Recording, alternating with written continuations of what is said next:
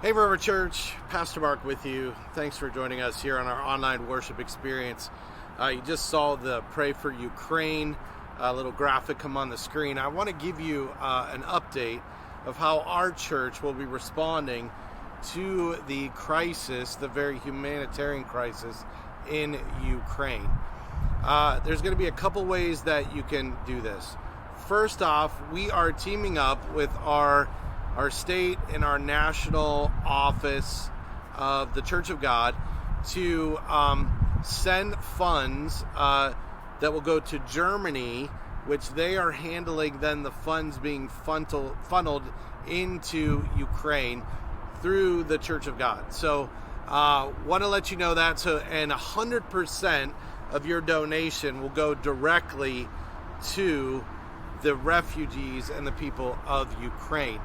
The way you can do that is on our PushPay app. You could go to Ukraine response and give towards that line item. You can send a check in to the church or at church.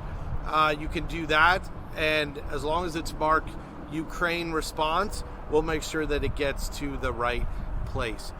That's very, very simple way that you can do that. Second of all, we will be collecting items that will be put together in refugee packs that will be sent over to some of the neighboring countries that do have refugees in.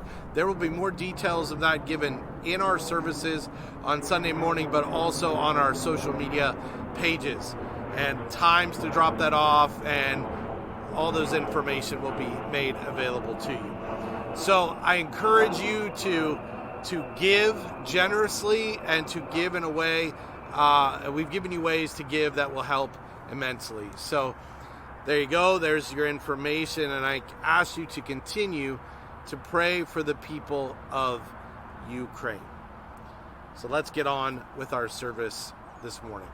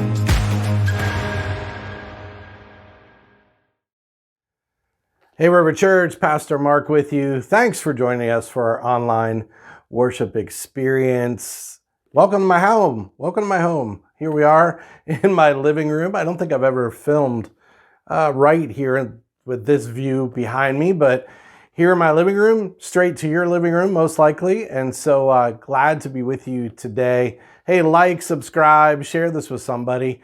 We are headed towards Easter. And man, what an exciting time. Easter is my favorite. And this series that we're going through, which by the way, we're in week 3 of this series called Fight Like Jesus. We're learning to wage peace like Jesus, not war, but to wage peace like Jesus. And you might be wondering why we're spending so much time in a whole series on this last week of Jesus's life. Well, let me tell you this week, this Holy Week, this last week of Jesus's life, it changed the world. It changed everything. And here's the other thing. If you are learning to be a person of peace, a person who brings shalom, as we've talked about, and has shalom in their life, wouldn't you want to know what Jesus did in the moments that were the most difficult?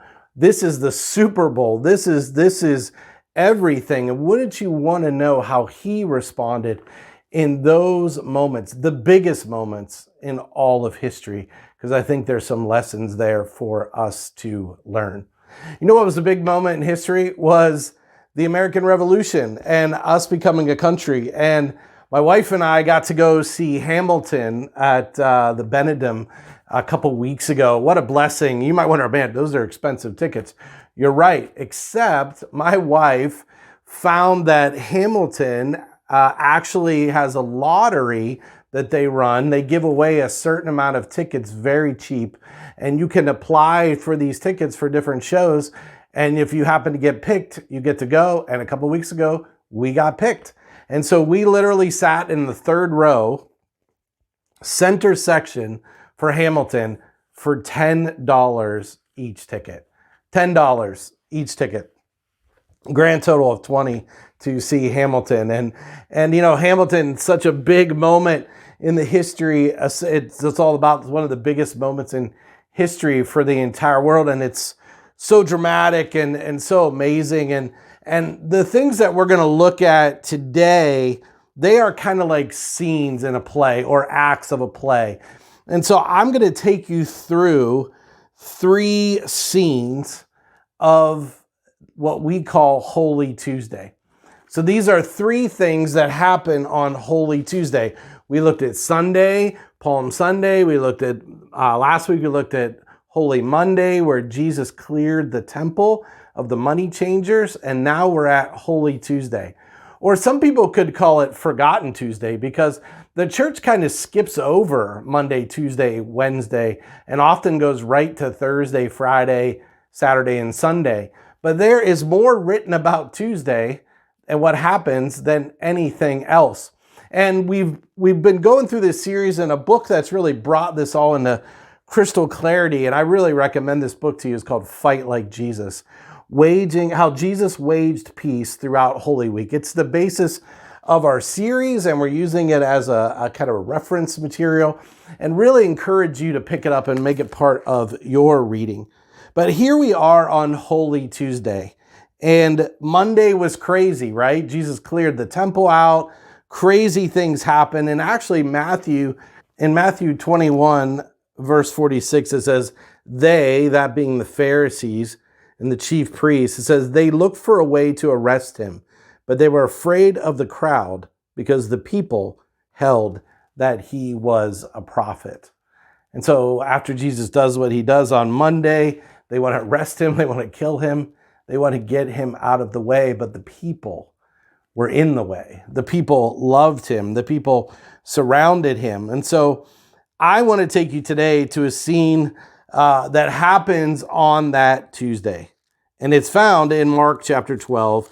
And this scene, and maybe we should do it this way. Scene 1. So scene 1 for us today in this great drama of Holy Week and this great battle that's happening here. And Jesus, though, is teaching us how to live as peacemakers and live in peace in the midst of it. This scene, to be honest with you, it really reminds me. Now, I grew up on Looney Tunes cartoons, and this scene, let's call it the trap.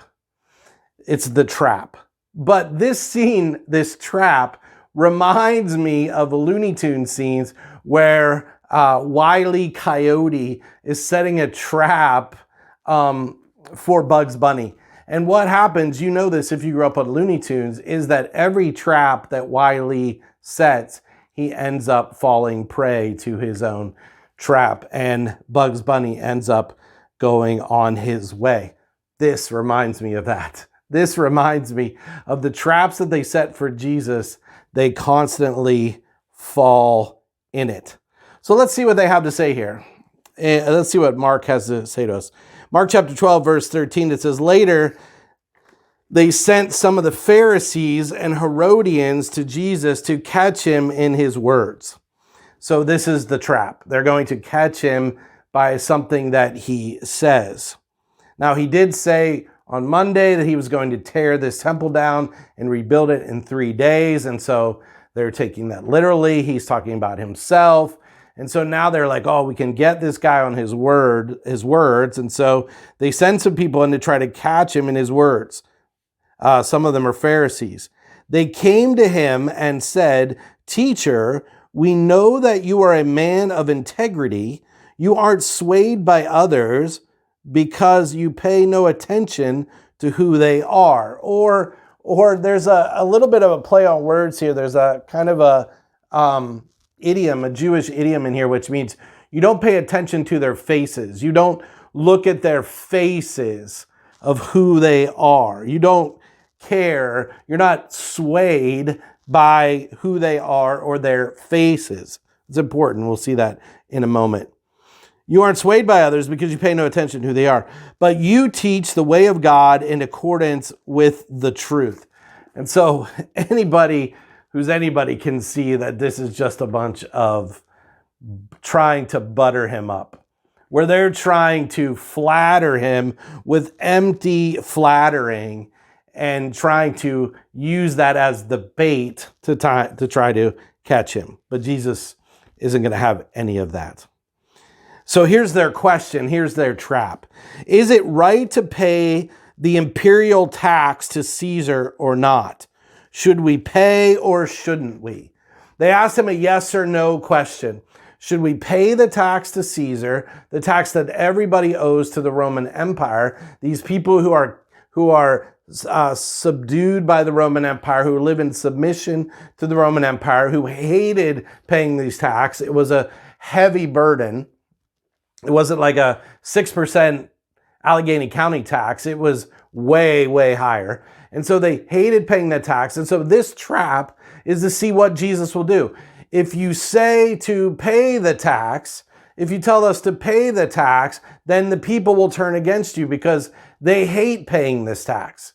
But if you say don't pay the tax, then we will tell the Romans that you are causing rebellion against the tax and you are causing rebellion against the empire. And so it's a trap. It's a yes or no answer. It's fill in the blank, but Jesus isn't going to play that game. So you get the picture. They've set the trap. They put in the bait. Here we go. And this is how Jesus responds. But Jesus knew their hypocrisy. He could see into their hypocrisy. And he says, why are you trying to trap me?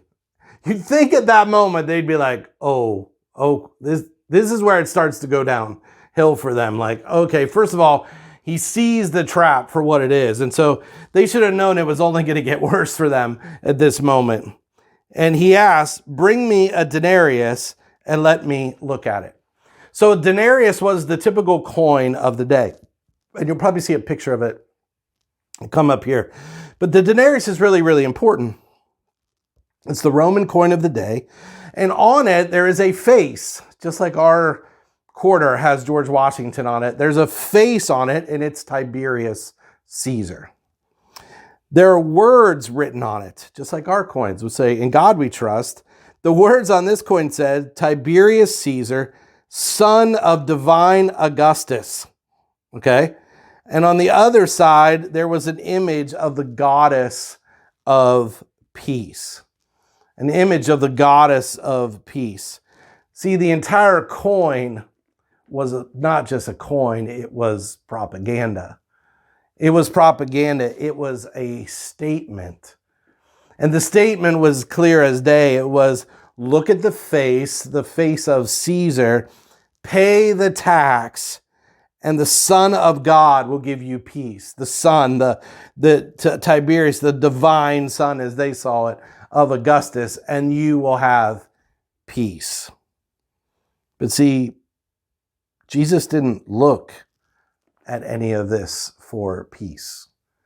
In fact, he doesn't even have a coin of his own. And he says, bring me the coin. And he asked them, now this is very, very important. Remember they said, you don't look at people's faces. That's important. We lose it in the English, but we see Jesus changes the wording here when he answers them. And he says, whose image is this? And whose inscription? And they shout back, Caesar's, they replied. And then Jesus said to them, give back to Caesar what is Caesar's, and to God what is God's. And it says, and they were amazed at him. So the crowd is amazed. In fact, the Greek there is like they're very amazed. They're awestruck by this answer.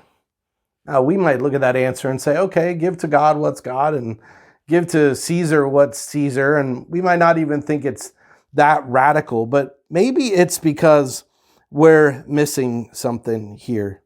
Remember, Jesus says, he doesn't use the word face.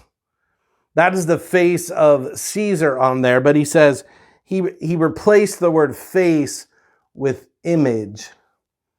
And that anybody who was there, which all these people in the temple are all Jewish. Jesus has gone back to the temple. They were all Jewish. What he was speaking of there was the image of God stamped on each person.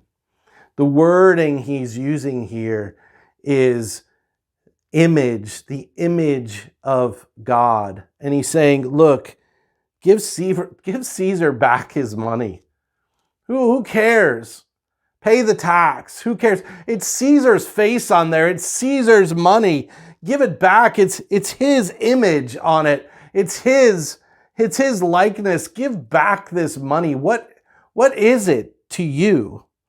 Like follow the rules here. Follow the rules that are on you, unless those rules force you to disobey God's rules, and then you don't obey. But he says, give it back to him because you have God's image imprinted on you. You have God's image imprinted on you.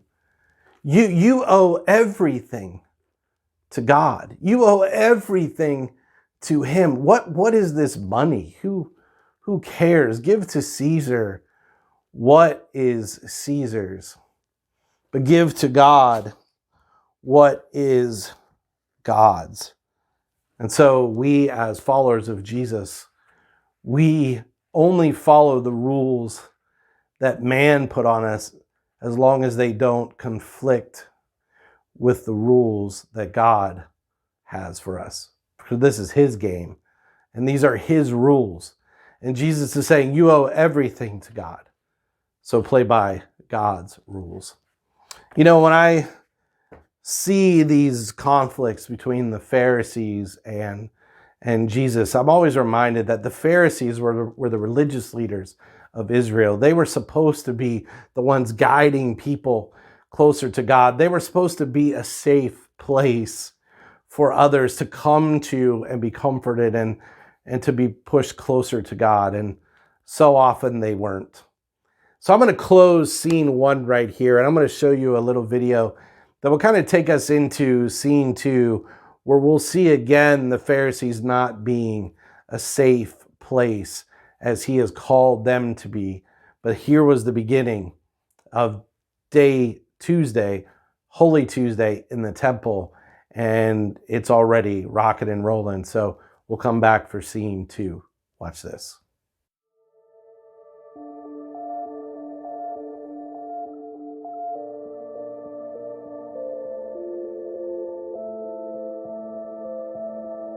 Make me a safe place, Lord.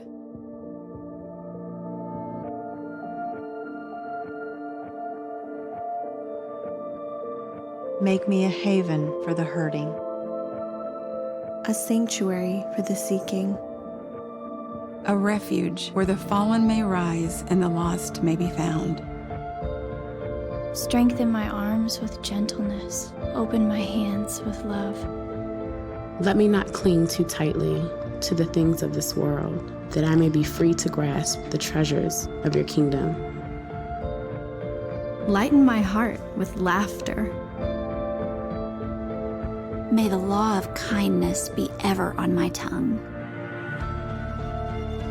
Keep my lamp burning through the long watches and the perilous darkness of the night. Let me not define others by the dirt on their lives, the scars on their hearts, or the years on their faces. May my home be a house of healing where confession unites us, conversation restores us. And if there be fighting, then make me dangerous, that I may fight for and beside my sister. Lord, make me a safe place. So Jesus wanted the Pharisees to be a safe place. And that's what he wants for us to be too. Are we a safe place for others? Are we a place that others will find forgiveness and grace and a soft spot to lay in? The scene number 2 that we're about to look at here in a second. So here we go. Scene number 2. Scene number 2 I would call the talk. Now, not the talk like the birds and the bees and your parents are going to give you the talk, but this is like, do you remember when your parents said to you, we need to talk, or let's have a talk? Because you knew then that something had gone wrong, that something had got off the rails. And Jesus here is about to really lay in to the Pharisees. Now, you might not think that this looks very peaceful. Well, let me share with you something that might change your mind on that. If you know your Bible, you know these passages as Jesus laying into the Pharisees, where he's like, woe to you, Pharisees. Whoa, the whole thing sounds like boom. Well, some of it is, but there's an interesting little thing here. The word woe in the Greek is, you'll see it come up on your screen, O-U-A-I, ulai, okay? So ulai is the Greek word, and it's literally, that word literally means to warn sorrowfully. It's an exclamation of grief. It's an exclamation of grief. Those woes signify sadness, not rage, sorrow, not anger. It's a list of sorrowful warnings aimed at correcting the damaging effects of their leadership. We know this. We do this with our children. We try to get them to see where they're at and where their actions lead. And often as a parent, we do it with a broken heart, don't we? We do it with a broken heart. Our heart's breaking as we're pronouncing, this is where you're at. This is where your actions have taken you. And maybe you heard those even as a kid, or you've heard it in your life where you knew you needed to hear these things, but you didn't want to, but they were uncomfortable truths that were spoken into you. And so I want you to just listen. I'm going to read these. I'm going to go through them quickly. In Matthew chapter 23, verse 13 through 22, I'm just going to read you to these and listen to them as a parent with a broken heart, crying out for his children. Woe to you, teachers of the law and Pharisees, you hypocrites! You shut the door of the kingdom of heaven in people's faces. You yourselves do not enter, nor will you let those enter who are trying to.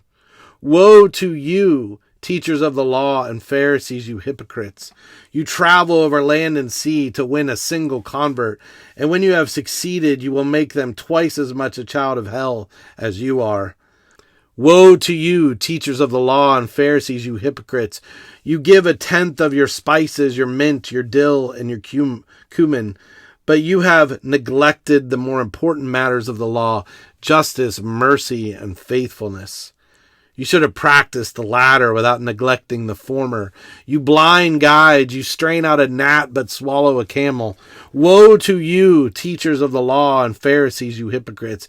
You clean the outside of the cup and dish, but inside they are full of greed and self-indulgence. And he goes on and on and on and on and on. See, Jesus wasn't willing their destruction or reveling in the opportunity to curse them. Jesus was warning them. He was warning them about where their choices and their attitudes and their hypocrisy was taking them and the state that they were in. Speaking hard truth is really difficult, but it is a way that we as Jesus fighters, we bring peace. See, Jesus fighters speak uncomfortable truth with love, and they humbly also receive the same. Have you ever done that? Have you ever had to speak that uncomfortable truth? Or have had to receive that uncomfortable truth? How you doing? How you doing with that? Is there some places that you need to speak it, or are there some places in your life that you need to hear it? So here's what I want you to do for the scene 2. Scene 2 is pretty basic. It's pretty straightforward, just like Jesus. But I want you to remember that Jesus said to the Pharisees right after this, he says, and I'm going to paraphrase this, but he says to them, he says, "Oh, like a mother hen, I have longed to gather you under my wings. As she gathers her chicks under her wings." He says, that's my heart. My heart is to gather you. Why am I saying these hard things to you? Because my heart is to bring you back into my arms where you belong. Do you need to hear something, hard truth today? Do you need to speak it and you just haven't had the courage, that uncomfortable truth to speak? So here's what I'd like you to do. I'm going to give you a 30-second timer right now. I want you to take 30 seconds and I want you to think about, is there either somewhere I need to speak that truth, or is there somewhere that I need to hear that truth in my life? So here we go. 30 seconds. Let's try this out.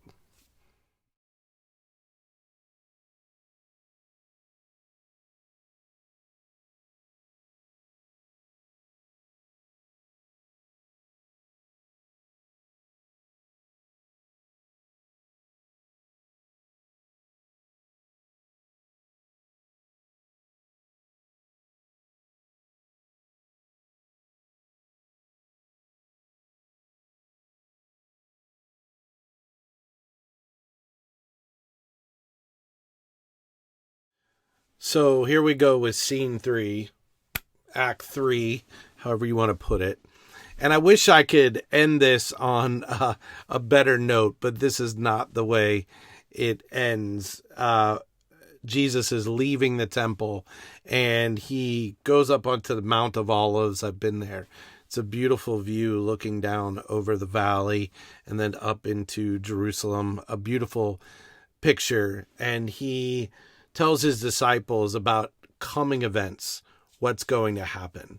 And I want to call this final scene the tragedy, because he tells them of the tragedy to come. He warns the disciples of the tragic future filled with suffering and betrayal and false messiahs. And Jesus was describing what would happen in 66 AD through 70 AD, which would be the destruction of the temple and the destruction of Jerusalem by the Romans, because the Israelites, the Jewish people, would rebel and they would fight against these people. Oh, sorry, I thought the thing stopped. So they would fight against the Romans, and they would ultimately be destroyed.